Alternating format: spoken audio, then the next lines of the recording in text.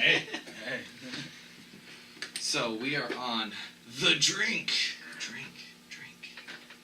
This is the show that we talk about environmental issues and solutions over a couple of nice, refreshing beverages. It's the morning right now. So we are at the East Lansing, Michigan location of CWA, Clean Water Action. Oh, yeah.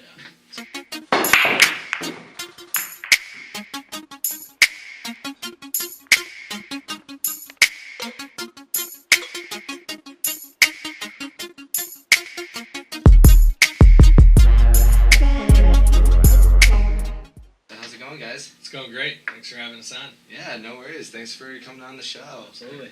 So, just briefly talk about, who you guys are, introduce yourselves, talk about, your role briefly, and then we'll go from there. Okay, sounds good. So, Yeah, I guess I'll start. My name is Joe Belgowan. I've been with Clean Water Action since 2007. I started in July of 2007. And I've done various roles with the organization over the past almost 11 years. Wow. I am my current role is the Canvas Field Director out of the East Lansing office for Michigan Clean Water Action. We represent about 300,000 Michiganders in the state working to protect the Great Lakes and our water resources in the state. But yeah, I've worked all over Michigan, all over the country really on environmental, social justice, and political issues. So yeah. Awesome, dude. Yeah. Nice. And who are you? Let's play popcorn at this. Absolutely. Yeah, I'm Jordan Duncan. I'm the Senior Field Manager here in the East Lansing office. My role includes doing a lot of training, instructing folks on how to do the work that I'm doing, going out to the field, getting folks involved in our campaigns we're running, knocking on doors, talking to folks about the issues, and then there's an action piece, getting them involved with a donation, and writing letters and public comments to officials and holding them accountable. Nice. Well, here's to that. Cheers. Here's to the environment Cheers. and Clean Water Action. Yeah. Awesome, guys. So, we do have two things to talk about today, which is, for one thing, the Line 5 pipeline. Joe, can you go into a little bit about that? Sure. What it is, why it's happening, and what we're doing to, Sure. make a solution out of it? So Line 5 is a aging oil pipeline that is located in the Straits of Mackinac. The Straits of Mackinac are essentially a 5-mile section of water that separates the lower and upper peninsulas of Michigan and connects essentially Lake Michigan and Lake Huron together throughout the Straits. The Straits are, a very important part of the ecosystem in the Great Lakes Basin. It's obviously where the currents flow back and forth between the lakes. It's a really beautiful place up north. Beneath the Straits, like on the bottom of the lake bed, is an aging, almost 65-year-old oil pipeline that is owned by a company called Enbridge, who is a Canadian oil company. They own thousands of pipelines all over the United States, and essentially Line 5 transports 23 million gallons of light crude oil, so crude oil as well as a liquid natural gas product from essentially Sarnia, it goes from Superior, Wisconsin, through the Upper Peninsula, through the Straits of Mackinac, down the Lower Peninsula to refineries in Sarnia, Ontario. So the problem with it, obviously, is that it's a mass amount of oil, running through 21% of the world's fresh water. The company that owns it, Enbridge, does not have a great track record when it comes to pipeline safety. They're the company that was responsible for the Line 6B spill that happened in the Kalamazoo River basin in 2010. And that was the largest inland oil spill in the history of the United States. Almost 1 million gallons of crude oil, tar sands crude oil. Oh, was that much? Yeah, Kalamazoo River. We're still cleaning it up. Over $1 billion worth of cleanup costs. And the taxpayers of Michigan are on the hook, obviously for some of that cleanup cost. So we don't want an oil spill that would happen in the middle of 21% of the world's fresh water. It can't happen there. So we are mobilizing Clean Water Action members, businesses, faith-based organizations, anybody that has an interest in protecting the future of our economy and our ecology here in Michigan. So calling on the governor and the attorney general of Michigan, Bill Sheedy, to shut down, decommission the line. So that's a big one.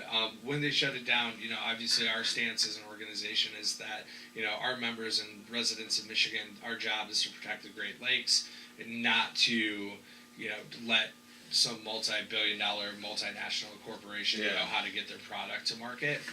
So, the majority of Michiganders realize that, obviously with our infrastructure in general, we need major upgrades to that. But the bottom line is that we should not be, transporting oil through the Straits of Mackinac. So. Yeah, that sounds disgusting, because also that down the line that also destroys like the ecosystem, like you said, and also that's like how much percent of the U.S.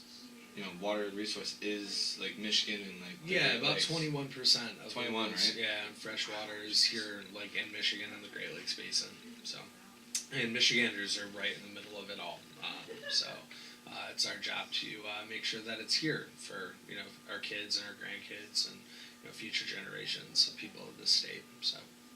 And you said that we're Clean Water Action is going out, and how are we going out and resolving this? You said something about residents? Yeah, so we win campaigns through people power. We're a 501c advocacy organization, so we lobby based off of constituents and our members all across Michigan and all across the United States.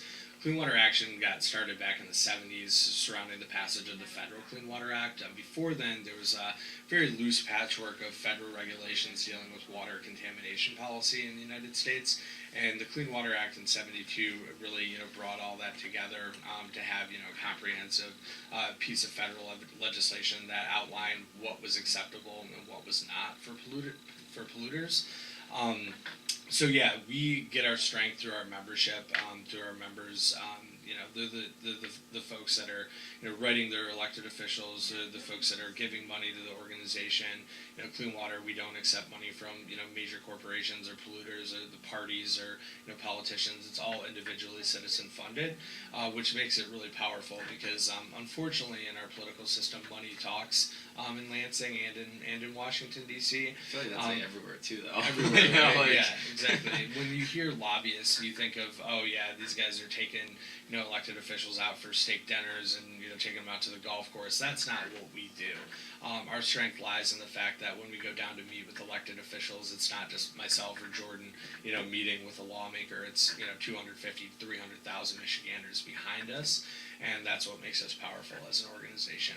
And the way that sorry to interrupt, but it's Sure. like you or whoever campaign staff going to like a lawmaker, like you said, and it's like obviously physically it's just you and them, but behind you got, hey, these are all the people that agree with me, and they also elect you, so Right. you might want to listen up. Yeah, exactly. And we're the only group in the state that has professional organizers on a year-round basis out there every night talking to folks. I like to say that we hit more doors than the post office does because we're out there so often. And any given night, on any given district, we can talk to hundreds, if not thousands of people on these issues, and that's where we're able to gain our strength, is through strength in numbers and through people power. So, and yeah, exactly right. That's how we do it. We have field canvases that go out, knock doors each night, hit the pavement, get folks involved with signatures, contributions, and letters. And we also have our phone canvas that follows up with folks, gives our members updates, and asks them to take timely, time-sensitive actions on certain campaigns. And then we have our core program staff that are doing a lot of the sort of grass tops organizing, is meeting with business leaders, community leaders, doing our lawmaker meetings and things like that. And then when we have these big lobby days every 3 or 4 months, we all get together, all the staff from East Lansing, Ann Arbor, our members, our volunteers. We all get together, drop off all these letters to elected officials. Makes a big impact. So Yeah, I remember doing that in Tom's River. I think when our other field manager, Sid, when she was cross-training at my office, we all went to Tom's River to talk to MacArthur, and he was not available. yeah, Not available, sorry. right. And we had like 2 boxes of letters to, one box was strictly letters, like kid letters, because we also do that, and then one box was just strictly, adult letters, constituents, but Yeah. I actually wanted to turn it to Jordan really quick. Sure. Can you tell us a little bit about like some of your personal experience, getting people involved, like Joe was saying, and how we Absolutely. get everyone involved in the letters and stuff? Absolutely, yeah. It's a very positive experience I've had so far. I've been here since about August 2017 doing this work. Great positive experience, great reaction for most people out there on the neighborhoods that we go to. People are really receptive to the work we're doing. They want to get involved. They want to be educated about the issues that we're working on. A lot of the times they don't know a lot of these stuff that is going on, so they're really thankful for us coming to the door and getting them involved, letting them know. A lot of people say, "Oh, thanks for doing the work." Just a classic response, because not everybody has the time or the effort or the ability to be able to go do that work. So they're really thankful when people actually are able to do that for them. That's awesome, dude. Yeah. Yeah, I remember you came on across chain over to my office as well. Yeah, it was great. It was great. A little different experience in New Jersey, but still a lot of fun. Yeah, still a lot of fun. Yeah, that was a good time. A lot more fast paced. Can you like think of like say three off the top of your head on like say three contacts that really like made you smile and like, wow, I'm actually like making a huge difference out here. Yeah, absolutely. So Nancy Jones from Huntington Woods, give her a little special shout out there. We actually just canvassed the neighborhood again a couple of weeks ago, and I did the same neighborhood. I got her about 6 months back too. She actually gave me a book called Goodbye Earth on the dangers of climate change, which was awesome. Really? And she remembered me. Yeah, she added me on Facebook, messaged me once in a while. Yeah, keeps me up to date with what's going on in her life. That's so nice. Yeah, have a lot of good contacts like that. People are always inviting you in for dinner, sitting you down, wanting to talk more about the issues, because they really, a lot of the times, don't know what's going on behind the scenes. So lots of experiences like that. Yeah, that's awesome. Yeah. Have you ever gotten like some kid pictures or like absolutely. tell us about another Absolutely. like contact? Yeah, so You're out in the field now with me too. Absolutely, yeah. We love to get kids to draw pictures, get them involved that way. It tugs at the heartstrings a little bit of the lawmakers, and it gives the parents a little break from their kids for a couple minutes too. So we have them draw pictures relating to clean water, and those can count for letters and public comments to elected officials, which is really cool too.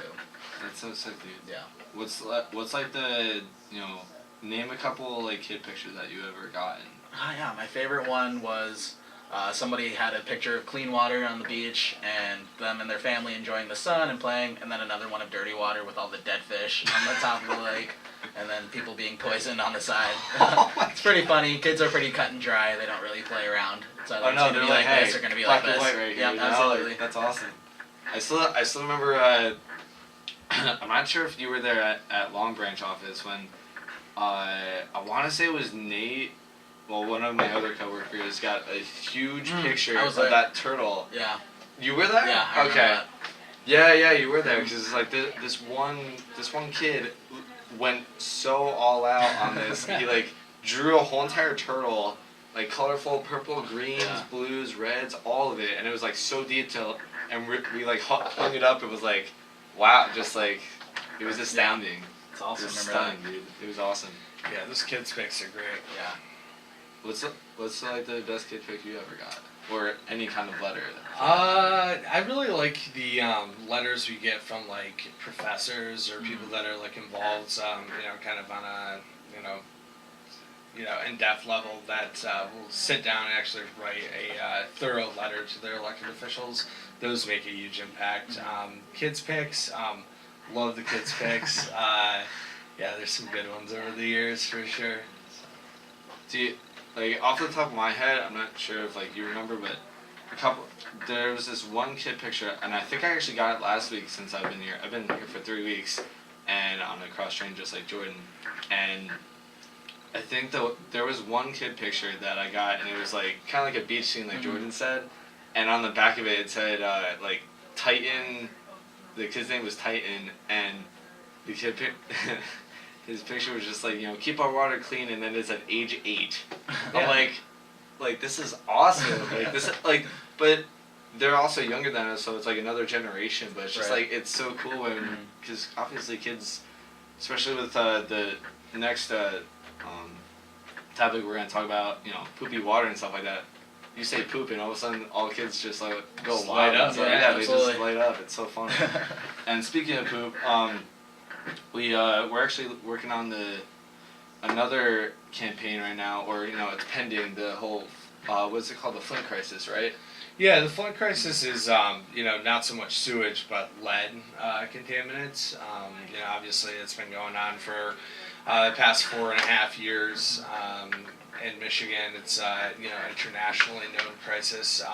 Oh yeah, everyone knows in about it. the state, yeah. Oh my god, it's horrible. So basically, with Flint, what happened was that the current administration, the governor, Governor Snyder, back in 2012, 2013, appointed a emergency manager to Flint, financial manager to Flint, which is an emergency manager is someone that will come in and essentially take over the finances of a municipality or an entity. And essentially they kick the mayor out and the city council out, and all financial matters, which is pretty much anything that you're dealing with a municipality, would go through this emergency financial manager office. And essentially one of the ways that they decided that it would be a good idea for them to save money is to stop buying their water from Flint or from Detroit. For many years, Flint got their water from Detroit's municipal water system. And in order to save money, essentially they stopped buying water from Detroit, and we're going to essentially get water from this KWA pipeline, which is a new pipeline they're building essentially in Lake Huron to bring in. And we won't get into this, but a lot of people think that part of the reason for building that pipeline from Lake Huron is to ship water into the state for fracking operations, so natural gas operations. That's a theory. It's not like something that's been proven yet, but that's Like the meetings haven't been like, okay, this is definitely gonna happen or Right. anything. It's just like, hey, ideas start throwing out. yeah, it's kind of ironic, right? We're increasing natural gas production in Michigan. We're building a new water pipeline to start extracting water from the lake for Flint, but also for extraction things. Anyways, but that pipeline has not been completed yet. So essentially, in the meantime, what the city, with the emergency manager did in Flint was switch the drinking water to the Flint River, which is a very polluted river, very corrosive water in that river because of all the manufacturing and industry that's happened in Flint since the early 20th century. So essentially they switched it. The water was corrosive.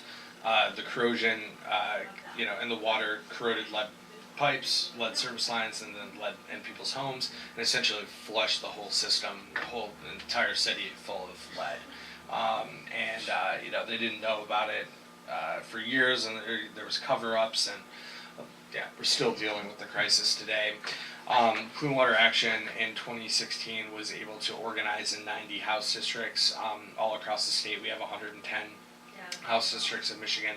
The only places that we couldn't really get up to was like the UP, where it's kind of rural, but we were able to. What's the UP? The Upper Peninsula. Oh, okay. All right. Yeah, so we were able to advocate and then put pressure through canvassing, through phone calls, through letters on elected officials to essentially pass $114.7 million, $115 million worth of supplemental funding to start removing lead service lines in the city, as well as dealing with some of the health impacts of Flint. We just found out last week, about a week and a half ago, almost 2 weeks ago now, that the state will no longer be using bottled water service, will no longer be providing bottled water to the residents of Flint, Oh, really? which is really awful. I was just talking to a member on the phone about it earlier, is that we're giving Nestle access to millions of gallons of water for basically nothing. And less than 100 miles away in Flint, people don't have access to clean water. They're paying for poisoned water in many cases, where the city's still charging them for water bills. And their water's poisoned. They can't bathe, drink, cook with that water. That's but like that's horrible. Like that's disgusting. Mm-hmm. Water's a huge essential. In theory, it's a huge essential right Yeah, it's a to human everyone. right. Yeah, Like absolutely. we all need water to survive, and it's like, hey, I'm gonna charge you blah blah blah amount to That's Well, yeah, and you got to look that's at mind-boggling. the socioeconomic, racial aspects of Flint. I mean, Flint is a predominantly black city. Obviously, if the argument is, if this were to happen in a place like Beverly Hills or Huntington Woods or Royal Oak, even like, would this crisis be taking 4 years, or would that ship been fixed? Okay. 6 months, a year later. Yeah. And the answer is probably yeah, it would have been fixed a long time ago. But there's a lot of blame to go around, and Yeah, it's a huge most social equality kind of thing too. Absolutely. That's horrible. yeah, I mean, most of the blame lies with the people that are at the top of the list: Governor Snyder, Bill Schuette, people that appointed these managers. And people appointed these decision makers to oversee this financial crisis really screwed up, and they need to be held, civilly and criminally liable for their decisions that they made, because people died. People died in Flint. The Legionnaires outbreak that happened in 2015, 2016. When they were first figuring out where all these problems were happening in the city, about 12 people died of Legionnaire's disease because of What is that contaminated exactly? water. I don't have all the scientific background, but it's a bacterial based on your knowledge, disease. Bacterial disease that happens when there's like stagnant, dirty water everywhere, and a big part of it is like the water used in air conditioning units. That affects it, and it can spread pretty quickly. So Wait, so it's a lot like of a these bacterial, like a lot of these older apartment places, or like kind of like and the people that are mostly affected by it obviously are young people and the elderly. So what they're finding is just people dying all across the city in their apartments because of their air conditioning and things like that. It was a huge outbreak, and now people are being criminally charged in their. Well, yeah, that's like involuntary manslaughter. Involuntary involuntary manslaughter. There's a few of those charges for Darnell Early, who is the emergency manager, and I think there's another like 12 people that are being criminally charged. But it's one of those things. Those people should be held accountable. That's they fine. have to. But at the same time, they're not going for they're not holding everybody accountable. They're not holding Snyder accountable. They're not holding Callie accountable. They're not holding Schuette accountable. So Why do you think that is though? Like, why aren't they holding them accountable? well, Or because just- they're at the top of the list. Money, well, power. they are the accountability, right? They are the people. That's where the buck stops. Is with them. There could be private investigations. Schuette, his office is dealing with it on two levels. He's got one part of the AG's office that is like defending the people that are suing the state, and you've got the other side of the office that is actually doing the suing. So his office is kind of like split with prosecuting duties and defense duties as well. So it's just a huge mess. Yeah, sounds like it. Yeah. So, I'm guessing you guys have gone out in the field to defend this campaign as well. Yeah, we worked on the Flint crisis. The biggest thing is infrastructure in general. I mean, the bottom line, if you would say, hey, look, what is the most pressing issue that we have in Michigan? I would say three things. Infrastructure, dealing with lead and sewage, overflows into our waterways. Obviously Line 5, shutting down Line 5, and then water privatization and water accessibility, making sure that people have access and to safe, affordable drinking water.